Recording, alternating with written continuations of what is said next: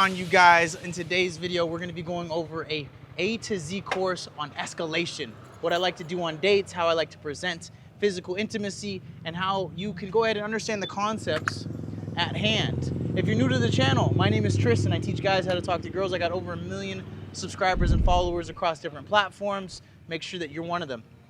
At the end of the day, guys, when it comes to escalation, a lot of people think that it's just a steady spike up and then you can plateau there and you can hang out.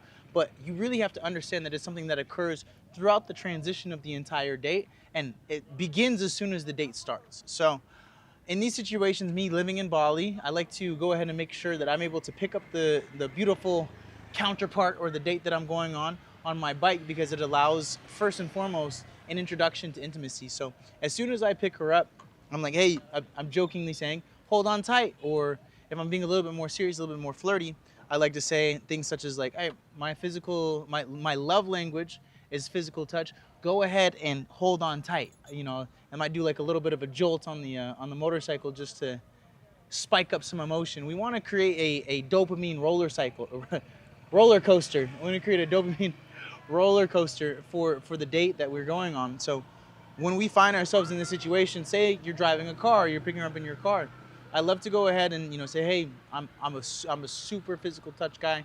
I love being intimate with people that I'm attracted to. I'm very attracted to you. So if it's ever too much, just let me know. But if it's not too much, you can also let me know. I can do more. So in these situations, maybe I'm driving, I'll tap her leg, or I'll use humor as a window to go ahead and open up physical touch. And we'll talk a little bit more about that when we get downstairs. But at this point right here, when I'm getting off of the bike, I'll go ahead and I'll put my brake down. I'll go like this. I'll step off, and I'll use this also as an opportunity to introduce physical touch. It starts at the very beginning, guys. If you can see right here, this right here, go, you're so beautiful. You're so fucking cute. So we're always introducing physical touch. And one thing that you just saw me do right there subconsciously, especially when like we're walking into a venue or right before we walk in, what I really like to do is, give me your hand. Yay! Look at this, gorgeous, gorgeous. So it's usually not as, because we've been hanging out for a little bit, it's usually not as electric that way right off the bat. So it could be a little bit colder at the start, but because we already have a good connection, it's awesome that way. When we're walking into the venue, I love to be able to say hello to everybody. It shows social proof and also shows that you're somebody that can be trusted. So I'm giving high fives to the people. Hey! Hi, welcome to June. Hello. Hi.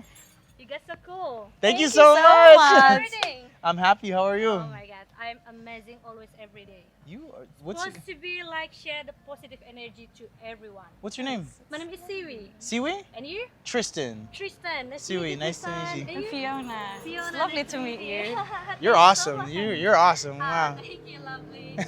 So in these situations, guys, we want to just introduce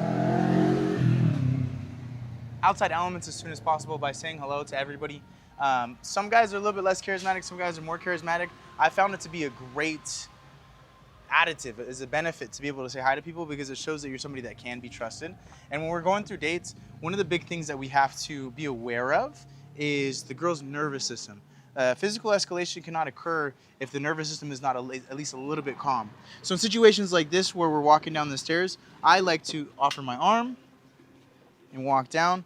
I'm always looking for windows and opportunities to introduce physical touch, even at minuscule or minute examples or placements, because littles turns into a lot, ounces turn into pounds, and you want to be very aware of this while you're going through the date. So by offering your arm, by doing a spin around, this allows her and her body and her nervous system to become more accustomed to the idea of your touch.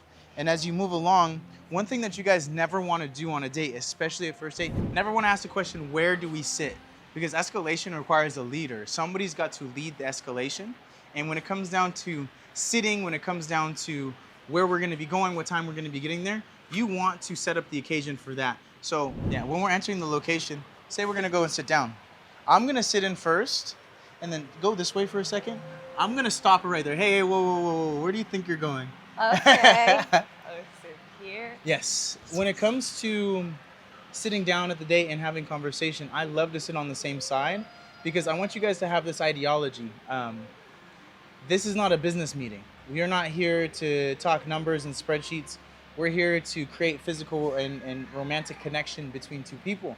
And if for whatever reason she says that she's not comfortable sitting on the same side, or she prefers because she doesn't want to crane her neck and look over, I'm not going to fight it, but I am going to present the opportunity always to be the guy that says, hey, let's sit on the same side, because it allows for easier communication and intimacy between. The word of the day is going to be intimacy, and it's going to be a rising scale between intimacy and non-intimacy, from where you're starting to where you're finishing. So when we're sitting down and we're talking, I want to have an open body language where I'm positioned like this or like this, so we can connect a little bit deeper.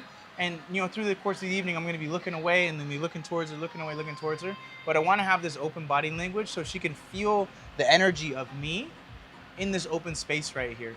A lot of guys are sometimes a little bit more closed off and they're looking extremely over their shoulder. You could see the energy shift from this to this. So it's going to be really hard to escalate at the end of the evening if both of you guys have been closed off the entire time, like shoulder to shoulder, instead of open. Look at that. She's amazing. Best model we've had on the channel by far. By far. So when we're talking, I want to keep the conversations light. I don't want to talk about exes. I don't want to talk about politics. These are not, I'm not going to say these aren't things that you can build a connection off of, but when you're talking about escalation and intimacy, you can build depth that doesn't lead to any escalation. Like, I can know about her past traumas and her previous relationships, but that doesn't make her want to, kiss me at the end of the date. That's more so like, oh, I can know this guy, I can trust this guy. But if that's all you talked about through the course of the evening, it doesn't allow for a lot of intimacy to happen in the words that you're saying. So when you're sitting down and you're talking about light topics, you want to go ahead and start testing the waters. What I mean by that is I like to use humor as a window to introduce physical touch. So you say a really good joke and she's laughing. In that, if she's feeling you, she'll reach out and touch your arm. Or if you're feeling her, you can reach out and touch her leg, touch your arm, and using that humor as a window to go ahead and open up some more intimacy inside of the conversation. When you're in conversation with her, I want you to remember this rule. If you can feel it, they most likely can feel it too. If you're feeling a little bit nervous, you can say, I'm feeling a little bit nervous. And you can say that to diffuse the situation a bit. If you're feeling like the temperature's heating up, they're probably feeling that too. And then you can go ahead so when you have the idea of escalation occurring throughout the entire date, it becomes a lot easier to think of it as a sliding scale or a gradual buildup instead of something that spikes up. And one thing that we want to avoid is like escalation burnout. Say you guys are talking and it gets really hot for a second. It's really hard to maintain really hot, especially in a public open space. And it's rare that you're going to be able to keep that energy. So what I like to do is push and pull. If I like to give a lot and we're having a really hot moment, I'll be in the reins and I'll go ahead and bring it back down just a little bit so we don't get burnt out on the idea of, just getting out of here. It's like the day is going to last at least an hour and a half to maybe 3 hours, 4 hours, depending on a really good day, how long it is. So you want to be able to pace yourself, but also continuously be increasing in scale as the escalation moves along. So what that looks like in practice, say, you say a couple of jokes and you're touching each other's arms, and then you can feel there's a little bit more of a distance closing between you. You can feel the intimacy between you starting to grow. And this recognition comes over dates, guys. You're not going to be able to recognize this because you don't know the patterns that you're supposed to be looking for on your first ever date, your second ever date. These are things that are now going to be planted inside of the seeds of your mind, and it's going to sprout into awareness, and you're going to be able to see them. But say, when you grab her hand or you're like laughing or she touches your arm, it holds a little bit longer. That's a great sign that the distance is closing between you guys for intimacy. So, you reach out and you touch her thigh, and if you're still trying to feel what the waters are looking like, you can also say something along the lines of like, hey, by the way, I'm just a super physical touch guy. That's my love language. I love to express myself when I'm attracted to somebody through physical touch, through humor. If it's ever too much for you, just please let me know. I'm happy to pull it back, but if you're okay with it, like, this is really good. And it's going to be 50-50. Sometimes they'll say like, yeah, it's totally cool. Other times you're like, I'm somebody, they're going to use this line. I'm somebody that needs a little bit more time. And that's totally cool. If they're that person that says that, you want to go back into comfort. You want to go back into, bringing up topics that you guys have in relatability. You guys can share more humor, more laughing, and then start to rebuild from that point. What you don't want to happen is that when they say, oh, I'm not a physical touch person, you just crash and you stop touching altogether. No, they just need time. Everybody likes physical touch. It just depends on what metrics or what areas they allow it in, and how fast they can go ahead and move towards it, what their comfortability level is. Once you start, getting more comfortable, and eye contact becomes longer, she's nodding, she's agreeing with what you're saying, you can go from touching the arm to touching the side of the leg, and maybe she puts her hand on top of your hand. These are all just extreme green flags that are gonna be, just like, hey, keep going, keep going, keep going. One thing that you don't want to do is you don't want to escalate too heavily in a public place, because that can lead to burnout. And what that means is, like, say you guys start making out crazy at the place. You don't want to do that. You don't want to start making out insanely at a place where you can't necessarily have sex or whatever the build up to physical intimacy is, because that's going to lead to burnout. Say you're at a wild bar or a club and you're making out crazy with a girl. This has probably happened to you before. Like you make out with her, and then the tension fizzles out between you, and then she ends up leaving with a different person or with nobody at all, and you don't ever see her again. It's happened to me. It might have happened to you. That's because you did the validation of giving her the kiss, and you did the escalation too fast in the wrong place. You want to be like, hey, slow down, slow down, slow down, and give them something to desire for. So in these situations where you're having fun conversations, maybe you're bringing in more sexual humor, one thing that separates the guys that really get girls and the ones that don't really get so much girls is their comfortability saying risque jokes. You want to be able to say a sex joke or a titty joke or something like that in good humor and good faith, and have an expectation that they're going to be able to receive it well. The guys that can say those jokes in good humor with the most beautiful girls are the ones that get the most beautiful girls. And the ones that struggle with them are the ones that are shying away from those topics. Everybody has sex. Everybody farts, everybody shits, everybody sneezes, everybody bleeds, everybody dies. This is, if you can just get that into your mind as quick as possible, that we're all human beings and we all have good things about us and we all have bad things about us, the sooner you can recognize that the playing field is very even, and you can enjoy the fruits of the labor that you put in. So say you're talking, you're having a good time. One good test to see, and there's a lot of tests. We can make a whole video about this. I just wanted to make this a quick instructional for you guys. One good way that you can tell is if a girl is, more open to kissing you, is you can take a look at her and then move her hair behind her ear and rest your hand here for a second.